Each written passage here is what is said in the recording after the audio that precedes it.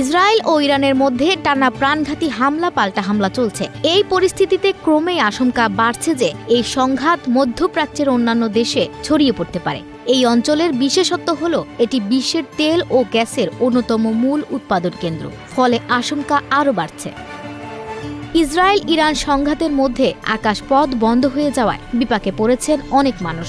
সেই সাথে বিকল্প হিসেবে সাগর পথে সরিয়ে নেওয়া হচ্ছে বাসিন্দাদের। অপারেশন সেফ রিটার্ন নামে ইসরায়েলের পরিবহন মন্ত্রণালয়ের সমন্বয়ে চলছে এই উদ্ধার অভিযান। 1500 মানুষকে সাগর পথে সরিয়ে নেওয়া হয়েছে। অপরদিকে প্রথম ফ্লাইটে নিজ দেশে ফিরেছেন অনেক ইসরায়েলি।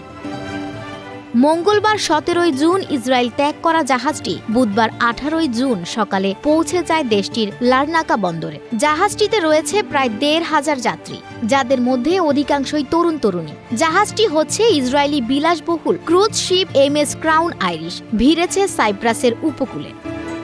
জাতীয় বিমান সংস্থা LR পরিচালিত প্রথম উদ্ধারকারী বিমান বুধবার ভোরে তেল আবিব বিমানবন্দরে অবতরণ করে। সাইপ্রাসের লারনাকা থেকে যাত্রীদের ফিরিয়ে আনে। বার্থরাইট ইসরায়েল কর্মসূচির আওতায় তারা ইসরায়েলে এসেছিলেন ঐতিহাসিক ও ধর্মীয় ভ্রমণে। যুদ্ধ শুরু হলে ইসরায়েলি পরিবহন মন্ত্রণালয়ের সহায়তায় দ্রুত তাদের সরিয়ে নেয়ার ব্যবস্থা করা হয়।